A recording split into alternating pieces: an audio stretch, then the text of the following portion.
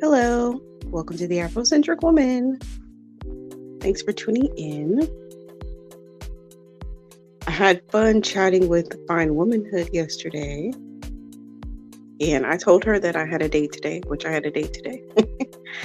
and we were chatting, or just the ladies in the comment section about different things. We had a good old funky time chatting and connecting. I was like, oh, maybe, I should update you on about how my date went. And my date went good.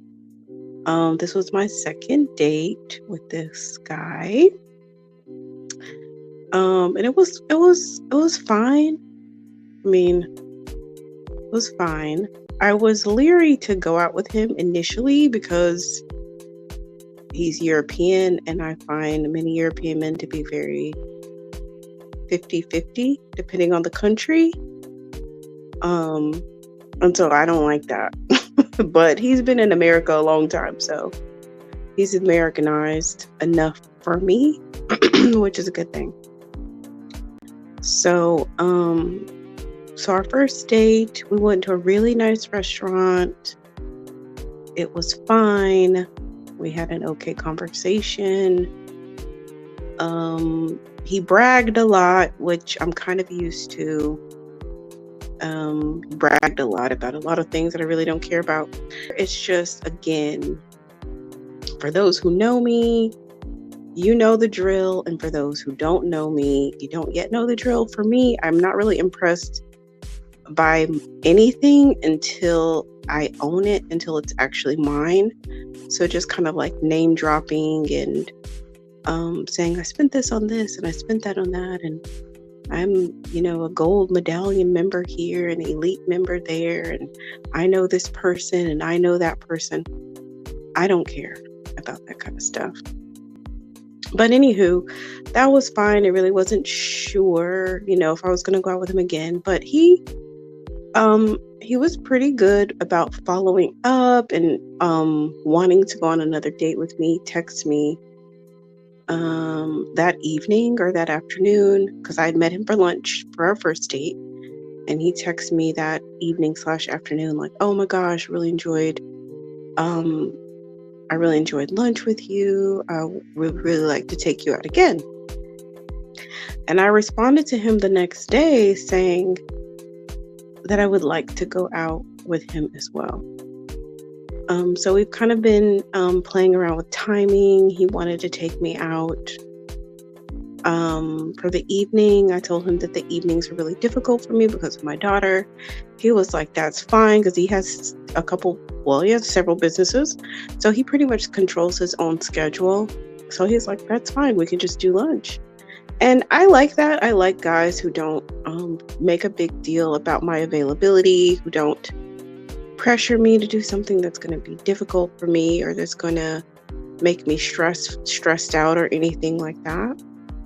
So I do like the fact that he was very accommodating to my schedule.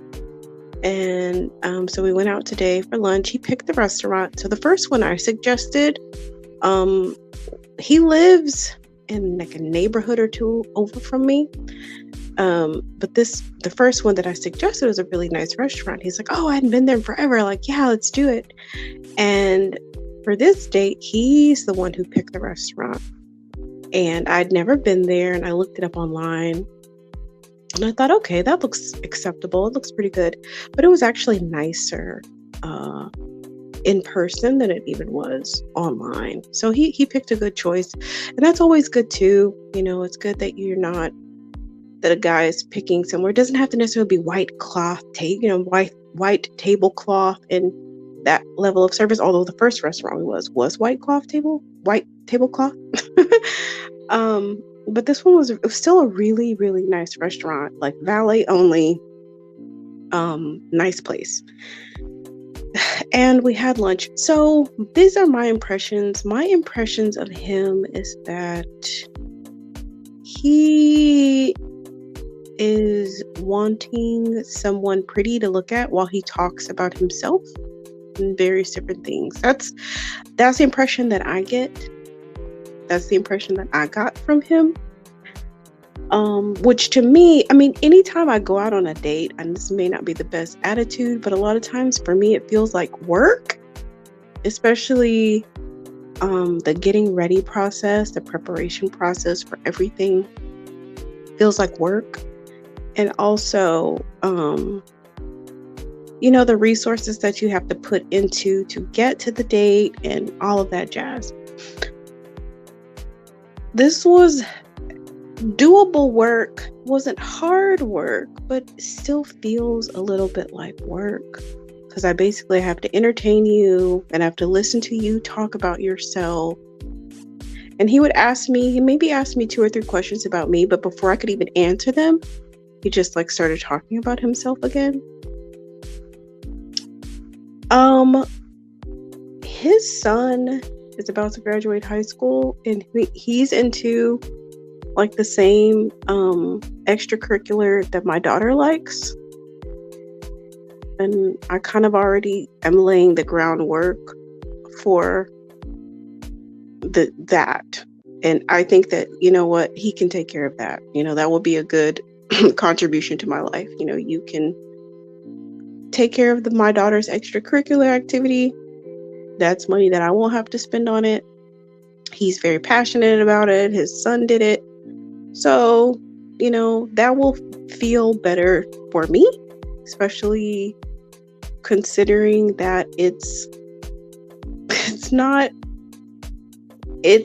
I don't know how to explain it when you just meet somebody that is just really absorbed into themselves, which is fine, because I'm used to people like that. They're just totally absorbed into themselves.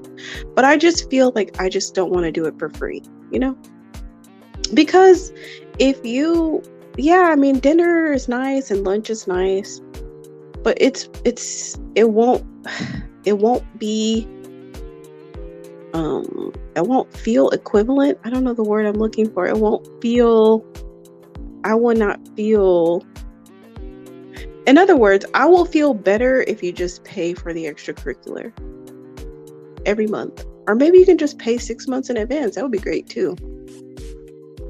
I might try to do that. Like, hey, can you just pay for 6 months of, class? That's probably how I'll do it. I think by like date 3 or 4, I'll get a lump sum of money for this. And that money will be allocated to the extracurriculars. And then I'll throw in some extra money for, oh gosh. My child did not close my door. Let me text my neighbor.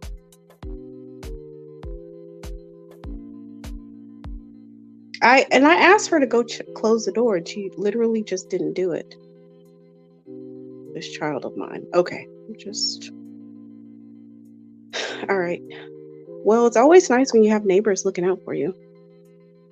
But yeah, I think that's going to be my goal, just get a lump sum for the extracurriculars. And then she also needs some equipment for the extracurricular. So I'll throw in some extra money for that. And I think I will feel good. And then we can go out every now and then. And that's that. Yeah, that's that. I mean, I talked to another guy today who's moving here from a different state. And it was like, meh, I don't know. Perfectly nice guy, just doesn't seem emotionally available or all of the jazz. Somebody else wants to take me out next weekend. I'm busy this weekend. So I'm looking to book dates for next weekend. Not this coming weekend, but the next weekend.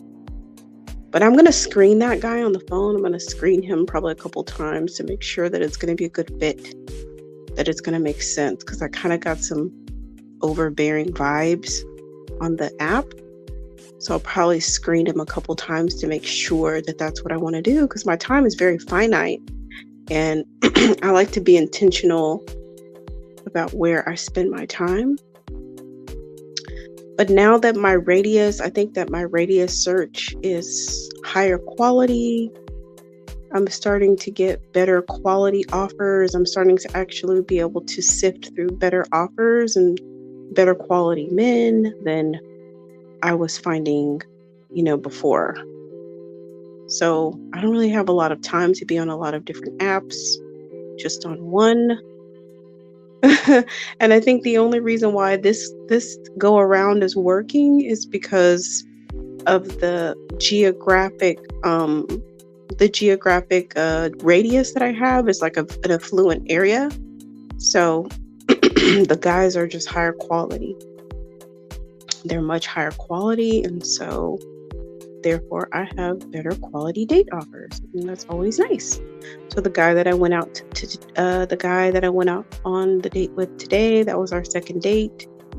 I ended up meeting him on the app, and so we talked on the phone we talked on the phone once, and then we set everything up for the date. And then the date was maybe about 2 weeks ago, something like that. The first date, and today was the second date. So that's that. I guess I really don't have any fireworks to report. I don't have any windfalls to report. I'm just kind of trucking along. I'm just trucking along and continuing to meet people. My main guy, he's a sweet guy. He continues to be sweet. He's a good provider, but I'm single until I'm married, pretty much, and I would never ever put pressure on anybody like, oh, it's time, ultimatums, I don't really do all that. So, people are grown. They're going to do what they want to do. They're going to commit when they're ready, and all that. But, would I cut him off? No, he's too useful to me. He does too much for me to cut him off. So I'm not going to do that. Is he the end all be all, my all and everything? No, not really, but he is very useful to me. He's a good provider, and he does stuff for me. In fact, I need to remind him to come service the car, because he said he was going to do. He's like, why don't you remind me? And I was like, I don't like nagging you about things, but he doesn't remember to do some stuff. So I guess I could do better about reminding him about things. But so, that's why he's here. He's a good provider, and he chips in where he can, and he's sweet, and he basically adores me when I am with him. And I wouldn't be with anybody who didn't. I really wouldn't. I would not. Those are the criteria.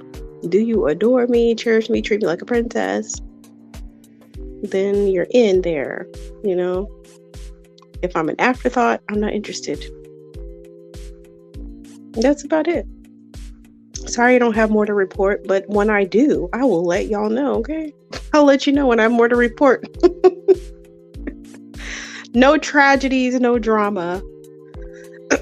But when you date a certain type of way, you really don't have tragedies and drama. You don't really have that. Because you are only dealing with high quality guys who are mature, and when you're dealing with mature, established men, you really don't deal with a lot of trauma. You really just don't. It will not be a part of your life. If you date a certain level of man, that's who I deal with.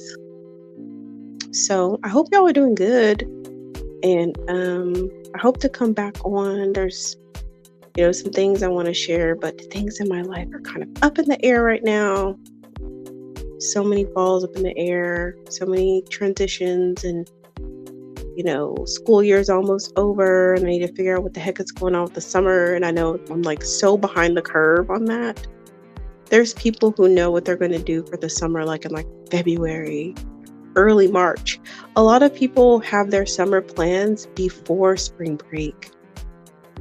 And here I am, it's May, and I'm still trying to figure it out. So there's that.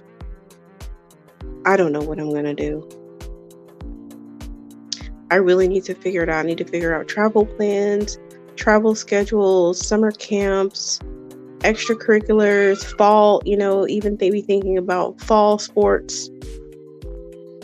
All of that's happening, and so that's why. That's part of the reason why I've been AWOL. Um, Emotionally, I would say I'm feeling better. There was a time where I was kind of like up and down, up and down. And I was thinking, oh, once I'm feeling better, I'm going to come online and talk to you ladies. And it just seemed like I wasn't letting up. I don't know. So I figured, I did have some ideas and I did have some thoughts come to me about how to still function and how to still move forward with the things in your life, even when you are feeling down, even when you're feeling anxious and or depressed. You know, if it's persistent and you still have so many things to do, if you have to be there for people, to be there for your children, or if you have to go to school, or if you have to go to work, there's just things you have to do with life. Or even if you have goals that you're working on, you have different visions or goals, and you still can make progress on your goals even when you feel terrible. You can still make progress on your goals.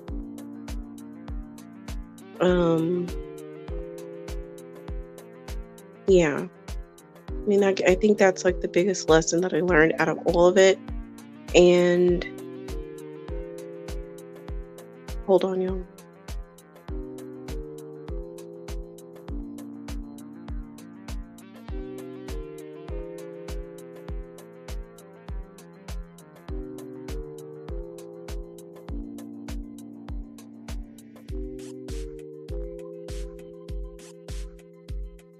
But so how have y'all been doing emotionally, mentally? How's everybody doing? Checking in. I am officially checking in with you.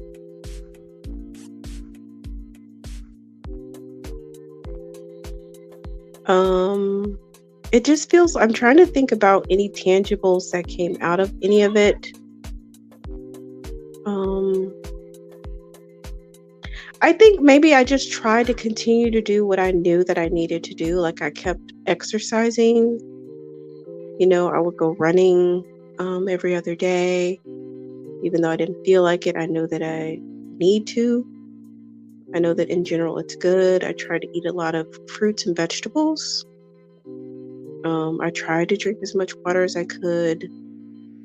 What really helped? Talking to people. I have a few people, a few friends, and I talked to my sister. I talked to an old girlfriend of mine who actually moved. She left the state a couple of years ago, but I reached out to people who I know really love and care about me.